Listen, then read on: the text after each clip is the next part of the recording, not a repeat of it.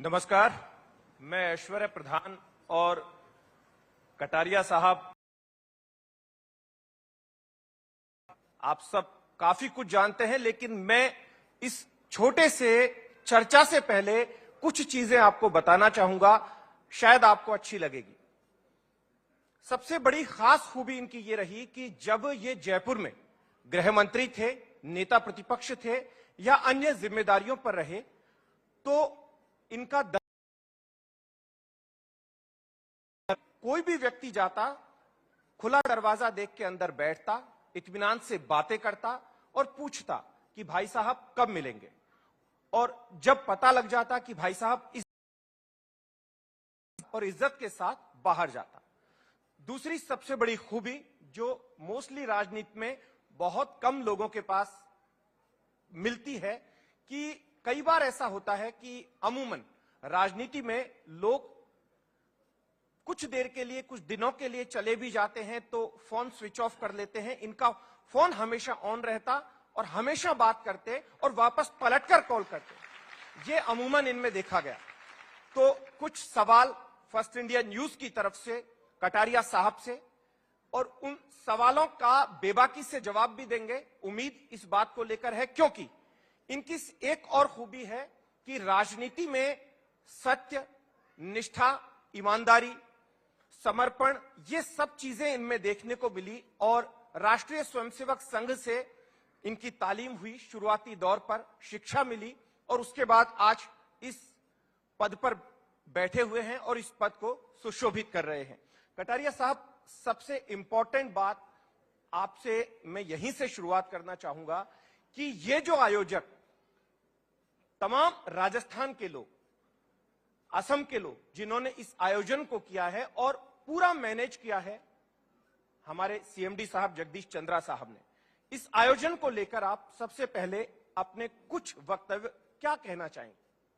देखो का ये मेरा सौभाग्य है कि मैं राजस्थानी सम्मेलन में राजस्थान का ही रहने वाला आपके बीच में यहाँ आया हूँ। ये मुझे सबसे ज्यादा मेरी प्रसन्नता का विषय है। और आदरणीय जगदीश चंद्र जी ने भी बहुत पहले से इस बात का प्रयत्न किया था कि एक बार राजस्थान के लोगों को भी हमारे चैनल के किसी कार्यक्रम के माध्यम से मिला जाए। तो मैंने कहा आपका स्वागत, जो कुछ भी हम आपके काम में सहयोगी बन सकते हैं।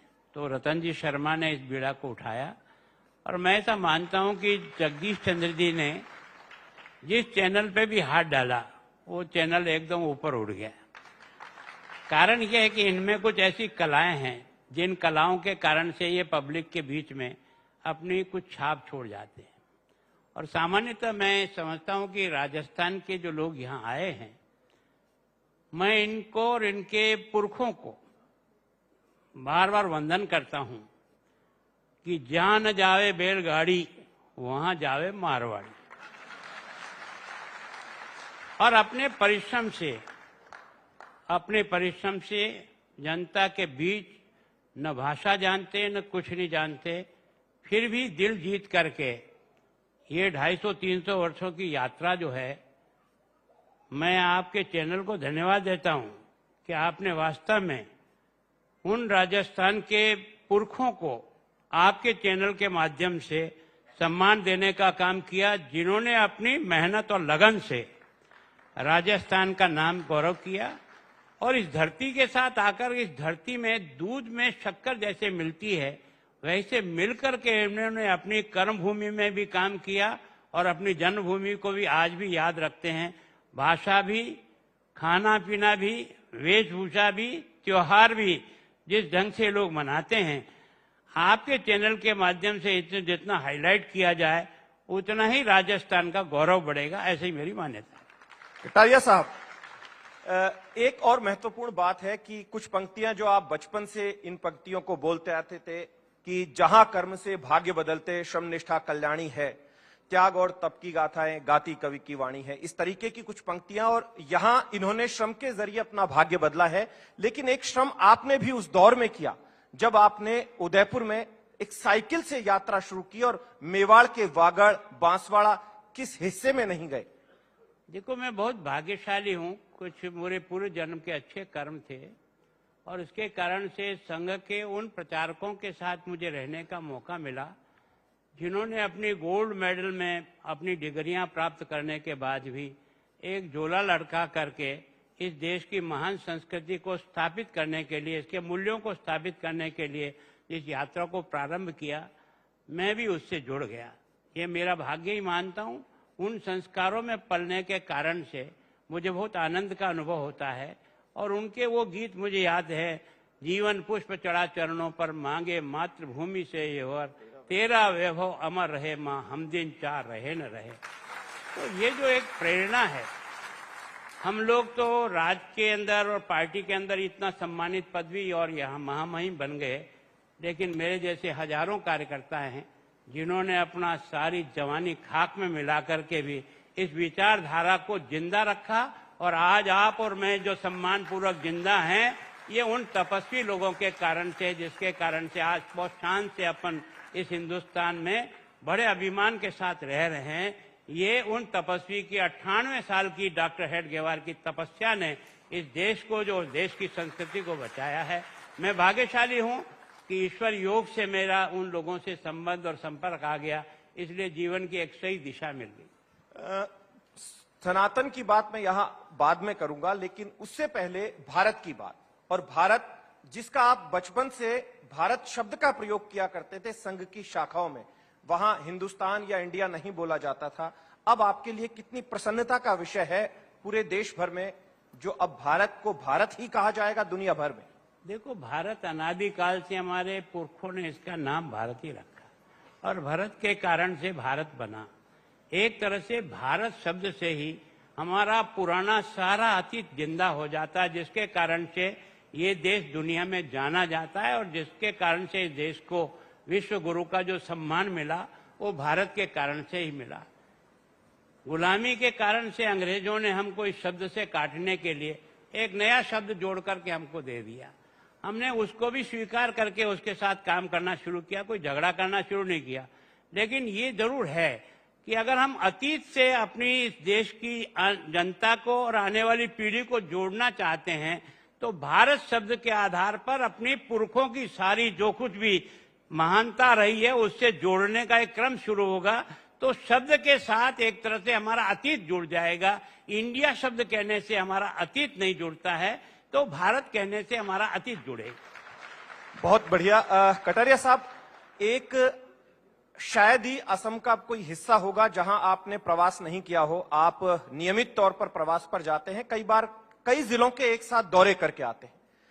आपने 200 साल का इतिहास राजस्थान की मिट्टी के साथ जो जुड़ा हुआ है वो भी अवश्य देखा होगा। उसके बारे में भी यदि ये लोग जान पाएंगे तो अच्छा लगे। देखो, क्या राजस्थान भी अपने मान सम्मान के लिए वर्षों तक अपना बलिदान देता रहा।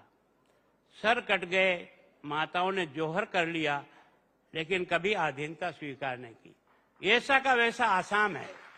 आसाम ने भी उनके साथ संघर्ष करते रहे, लेकिन आसाम को कभी भी पराधीन नहीं होने दिया मुगलों के।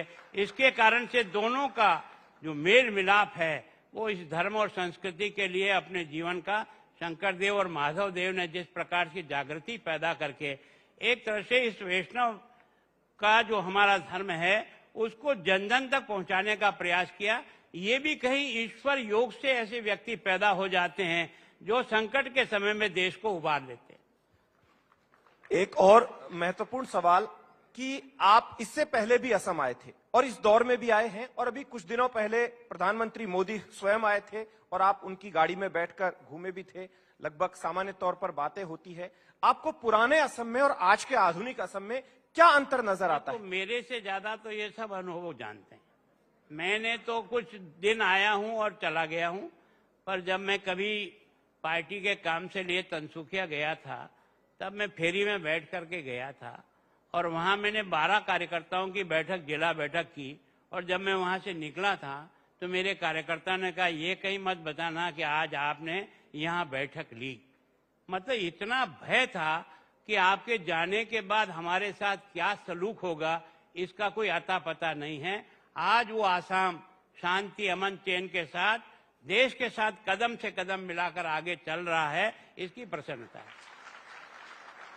एक और बात कि आप लगातार यहां पर हैं, लेकिन अपनी एक मिट्टी के साथ जुड़ाव भी होता है। राजस्थान की याद भी आती होगी, क्योंकि अभी जो सीजन चल रहा है राजस्थान में, मेरे ख्याल से बहुत सारे लोग होंगे जो आपसे संपर्क भी साधने की कोशिश करते होंगे, लेकिन संवैधानिक दायरा है, बातचीत नहीं कर सकते। लेकिन अपनी मिट्टी की कितनी याद अभी आती है, क्योंकि राजस्थान का आपने एक एक हिस्सा, अब नेता प्रतिपक्ष थे, मुझे अच्छे से याद है, पता चलता था कि बाड़मेर पहुंच गए, फिर पता चलता कि आप उदयपुर पहुंच गए, और लगातार प्रवास रहते थे। मन करता है कि एक बार जाकर आया जाए इस दौर में भी, क्योंकि लोग जो हैं वो इतनी दूर तक आपसे मिलने को आ जाते हैं। देखो, यहां मुझे एक बात सीखने को मिली। शायद ये कितनी पीढ़ियों पहले ये राजस्थानी भाई यहां आ गए, यहाँ के साथ घुल मिल गए, यहाँ की संस्कृति, यहाँ की भाषा, यहाँ के लोगों के त्योहार सब मनाते हैं, लेकिन उसके बाद भी अपना राजस्थान इनको आज तक याद है। इसका मतलब उस मिट्टी में कोई चमत्कार है जो उसे जोड़ी रखती है। मैं भी कहीं भी रहूं, पर राजस्थान की मिट्टी से जुड़ा रहूंगा। मैं आज महामहिम जरूर बन गया, पर उन कार्यकर्ताओं की बदौलत और उस जनता के आशीर्वाद से बना हूं, जिन्होंने मुझे बार बार जिता के योग्यता के इस रास्ते पर ले गए। तो मैं उसको हमेशा याद रखता हूं, और जो कुछ मुझसे बन पड़ेगा उसके लिए आज भी करने का पूरा मन है, करेंगे। दरवाजे आपके हमेशा खुले रहते थे। मैंने सुना है कि राजभवन में भी आप 1 घंटा सुबह और 1 घंटा शाम सभी को मिलने के लिए देते हैं। देखो, हम जनता के प्रतिनिधि हैं, कोई जनता के माई बाप नहीं है। लोकतंत्र का मतलब अगर जनता के प्रतिनिधि को समझ में आ जाए और वो उसी ढंग से अगर व्यवहार करे, तो इस देश को हम बहुत जल्दी बहुत ऊंचाई पर ले जा सकते हैं। पर दुर्भाग्य यह है कि जब पद पे आ जाता है तो आदमी अपने नीचे के पायदान को भूल जाता है। मैं उनमें से नहीं हूं, क्योंकि मैं एक बहुत गरीब घर से आया हूं। इन कार्यकर्ताओं की और जनता की बदौलत यहां तक पहुंचा हूं। मैं उसको एहसान को नहीं भूल सकता हूं जिसने मुझे बनाया। वो मेरे माई बाप हैं। भले ही मैं यहाँ महामहिम हूं, पर बनाने वाली जनता वही है जिन्होंने मुझे यहाँ तक लाने के लिए आशीर्वाद दिया। सुंदर सिंह भंडारी जो हैं उनको सभी लोग जानते हैं। सुंदर सिंह भंडारी हो, अटल जी हो, आडवाणी जी हो, मोदी जी, चूंकि आपके बिल्कुल पास में है, गुजरात और उदयपुर में ज्यादा दूरी नहीं थी, उनके साथ भी आपका अक्सर वार्तालाप होती थी। लेकिन उस दौर के लीडर जिनसे आपको कुछ सीखने को मिला हो, और आज आप इन लोगों को सीख देना चाहें कि उस दौर के लीडर ऐसे थे और आज के लीडर ऐसे हैं, अगर उन लीडर्स के बारे में, क्योंकि चीजें बहुत महत्वपूर्ण हो जाती। देखो, भंडारी जी और आडवाणी जी और अटल जी, ये देश की आज़ादी के पहले अपना परीक्षाएं और अपनी सारी एजुकेशन करने के बाद झोला लटकाकर जब निकले थे, तब उन्हें पता नहीं था कि हम भी कभी प्रधानमंत्री बनेंगे, हम भी एमपी बनेंगे। उन्होंने देश के लिए और विचारधारा के लिए अपने आप को समर्पित किया। ये तो ईश्वर कृपा हुई जिसके कारण से उन्होंने वो स्थान प्राप्त कर लिया। तो हमारा चलने का उद्देश्य देश निर्माण का है, पद प्राप्ति के लिए नहीं है। यहां एक और महत्वपूर्ण चीज ये हो जाती है कि प्रधानमंत्री मोदी जब उस दौर में, आप संवैधानिक पद पर है, लेकिन मैं पुरानी कुछ बातें आपसे यहां जिक्र कर रहा हूं। उस दौर में जब प्रधानमंत्री मोदी संघ से जुड़े रहते थे, तब भी आपके मुलाकात के कुछ संस्मरण हैं जिन्होंने आपको कुछ दिमाग में छाप छोड़ी हो कि हां, एक दिन ये व्यक्ति कहीं पहुंचेंगे। देखो, ये भी एक संघ के प्रचारक के रूप में अपना घर छोड़ करके आए थे, और संघ के कार्यकर्ता के रूप में ही संघ कार्यालय पर रह करके ही अपना जीवन चलाते थे, प्रवास भी करते थे।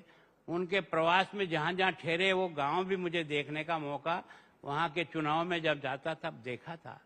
एक व्यक्ति ने जिस कमिटमेंट के साथ देश निर्माण की इस विचारधारा को आगे बढ़ाने का प्रयास किया, ये इस पार्टी का सौभाग्य है कि देश का प्रधानमंत्री अटल बिहारी वाजपेयी भी एक घर छोड़कर प्रचारक बना हुआ व्यक्ति था, और आज ये दूसरा जो देश का प्रधानमंत्री है, ये भी घर छोड़ करके प्रचारक व्यक्ति ने ही आकर के कमान संभाली है। इसके कारण से कुछ प्रभु का आशीर्वाद है, कुछ उसकी कर्म शक्ति है, और कुछ देश के प्रति कमिटमेंट है, जिसके कारण से काम में सफल हो रहे हैं। यहां बहुत सारे लोग हैं, और फर्स्ट इंडिया भारत 24 के माध्यम से आपको पूरा देश, पूरा राजस्थान, सभी लोग सुन रहे हैं। ऐसा संदेश जो यूथ आपसे सुने, क्योंकि आपने बहुत मेहनत की है, और आज इस मुकाम तक पहुंचने में आपका बड़ा संघर्ष है। ऐसा कोई संदेश और कुछ ऐसी चीजें भी होती है जो हमें उस दौर से इस दौर में जब युग में परिवर्तन होते हैं तो वेदना होती है कि भाई समय बहुत बदल गया है, काश समय पहले वाला होता। आपको क्या लगता है, क्या सीख देना चाहिए? देखो, संदेश यही है कि राजस्थान के लोग जिन परिस्थितियों में निकल करके इस पूर्वांचल में आए हैं और उसके बाद में न भाषा समझते थे, न आमने सामने बात करते थे, तब भी नहीं समझते थे, एक तरह से इशारों से ही अपना काम चलाते थे। उस यात्रा को पार करते करते इन्होंने अपने परिश्रम से अपना स्थान भी बनाया और आसाम का स्थान भी बनाया। ये एक बहुत ही प्रसन्नता का विषय है। मैं सोचता हूँ, केवल मैं आपके मीडिया से प्रार्थना करता हूँ और आप सब बंधुओं से प्रार्थना करता हूँ, देश आगे बढ़ेगा तो ही आप और मैं आगे बढ़ेंगे। अगर देश आगे नहीं बढ़ा तो दोस्तों आप और मैं कोई आगे नहीं बढ़ सकता। ये काम जनता को भी करना होगा और मीडिया को भी ईमानदारी से करना होगा। व्यक्ति महान नहीं है, देश महान है। नेता आएंगे और जाएंगे, कोई फर्क नहीं पड़ता, लेकिन अगर देश बना रहा तो आप और हम बने रहेंगे। और हमारा ये जो अतीत है भगवान राम से लेकर अब तक जो चला है, ये आगे की पीढ़ी को सुपुर्द करने में हम सक्षम रहेंगे। यही मन की इच्छा है और यही आपसे भी चाहते हैं कि हो सकता है आपका मीडिया का काम व्यवसायी का काम है, लेकिन व्यवसाय के बाद भी देश को जो नुकसान देने वाली ताकत है या जो शक्तियां हैं उनको क्रश करने के लिए आपका मीडिया काम करे। ईमानदार बीजेपी में हो या कांग्रेस में हो, ईमानदार को ईमानदार कहने का प्रयास करो और चोर चाहे किसी के भी हाथ हो उसको चोर कहने की हिम्मत बनाने का प्रयास करो, ताकि लगेगा देश। अब आखिर में एक सवाल और मुझे याद आ गया है। पुलिस का बड़ा भारी बचाव किया करते थे, आप कहते थे कि मेरी पुलिस।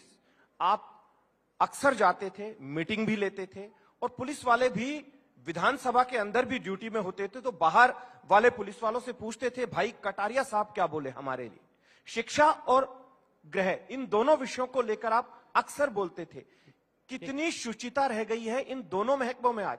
देखो, क्या है कि जिस फोर्स के साथ मैं काम करता हूं उसका मुखिया भी मैं हूं। उसकी सुरक्षा और उसका सम्मान बनाए रखना मेरा दायित्व है। अगर वो गलती करेगा और जांच में गलती प्रूव हो जाएगी तो निश्चित दंड दूंगा, लेकिन कोई मुझे विधानसभा में घेर करके चाहे कि आप अभी का भी इसको सस्पेंड करो तो मैं कहता था मैं नहीं करूंगा। भले ही आप सारे के सारे एक साथ इकट्ठा हो जाओ, जांच करने के बाद अगर इसके काम के कारण से कोई कमी रही है तो इसको 100% सजा दूंगा, लेकिन दबाव में आकर के किसी भी पुलिस वाले को आपके कहने से और आपके दबाव से मैं उसके खिलाफ कार्रवाई करूंगा, ये संभव नहीं है। और उसका कारण था, मेरा ये दुर्भाग्य रहा कि मैंने गुजर आंदोलन के समय 72 लोगों को मेरी पुलिस की गोली से उनकी मृत्यु हुई, मुझे उसका दुख था। लेकिन मैंने विधानसभा में कहा था कि मेरी पुलिस को फरसे से काट दे, मेरी चौकी जला दे, मेरा थाना जला दे और उसके बाद भी अगर मैं उसका प्रतिकार नहीं करूं तो फिर मेरी पुलिस का धर्म मैं नहीं निभा पाऊंगा। इसलिए मैं उसके सामने उसकी पीठ पे खड़ा रहता था, क्योंकि जो तुम्हें काम करना है उसको तुम मुस्तैदी के साथ करो। और मेरे ये घर पर चाहे कोई एसपी और आईजी आए तो भी उतना ही सम्मान देकर कुर्सी बिठाता था, और चाहे कांस्टेबल भी आया हो तो उसको भी उतना ही सम्मान देकर, खड़े रहने के लिए नहीं मैं बिठाता था कुर्सी से, क्योंकि हम सब बराबर है। हमारे काम अलग अलग हो सकते हैं, हमारी जिम्मेदारियां अलग अलग हो सकती है, पर हैं तो हम भारत के बेटे हैं। हम सब अपनी अपनी जगह काम करते हैं, इसलिए जब तक उसे सम्मान नहीं दोगे वो आपके लिए क्यों मरेगा? आपके लिए मरेगा तो तब जब आप उसकी इज्जत करोगे।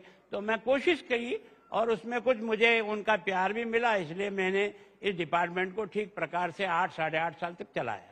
यही आपकी खूबसूरती है। एक सनातन को लेकर ना जाने क्यों आजकल बेवजह की बातें लोग करने लगे हैं, जबकि सनातन को लेकर पहले ऐसा नहीं होता था। आजकल कुछ लोग बेवजह बोल रहे हैं, इसको विवाद। इस देश का दुर्भाग्य रहा, जब से देश की आजादी हमको मिली है, हमने इस धर्मनिरपेक्षता का चोला ऐसा पहन लिया जिसमें हमें ईमानदारी और सच्चाई दिखाई नहीं देती थी। लोगों को लगा कि केवल हिंदू और सनातन को गाली देने से हमारे वोट पक्के होते हैं और हम जीत करके आते हैं। इस लालच के कारण से लोग बोलते हैं। हम जो राजनेताओं जो हमारा व्यवहार है वो जीत के लिए है, देश की मर्यादाओं को कायम रखने के लिए नहीं है। इस कमी के कारण से आज देश इस संकट से गुजर रहा है। लेकिन मैं सोचता हूं आपका और मेरा और सब राजनेताओं का दिमाग अगर कोई ठीक करेगी तो जनता ठीक करेगी। इसका दिमाग ठीक होगा तो सब ठीक हो जाएगा। चलिए, कटारिया साहब ने काफी सारा वक्त दिया और वो तमाम चीजें कही जो शायद आप नहीं सुन पाए होंगे अमूमन, और इनकी राजनीति बिल्कुल स्वच्छ रही है। जहां तक जिन लोगों ने भी देखा है बेबाकी से बोले हैं, कर्तव्य निष्ठा, सत्य, ये इनके साथ रहा है। क्योंकि अब संवैधानिक पद पर है तो इन चीजों का जिक्र करना बेहद जरूरी है। और महत्वपूर्ण बात यह हो जाती है कि राजस्थान के मुख्यमंत्री अशोक गहलोत हैं, स्पीकर सीपी जोशी है। दोनों की बात करें या इन्हीं की जिस पार्टी से ताल्लुक रखा करते थे, भारतीय जनता पार्टी, तमाम पार्टियों के लोगों ने इनकी विधानसभा में जमकर उस वक्त तारीफ की थी जब ये संवैधानिक पद पर गए थे और उनके राजनीतिक जीवन का राजस्थान विधानसभा में जिक्र भी किया था। खुल के कहा था कि आखिरकार कटारिया साहब का जीवन किस तरीके से रहा है, और कटारिया साहब बेबाकी से हमेशा बोलते रहे हैं। और यही कारण रहा कि जब इनकी विदाई हुई तो तमाम पार्टियों के लोग वहां पर मौजूद थे। कटारिया साहब, आपको बहुत बहुत धन्यवाद। धन्यवाद आपको।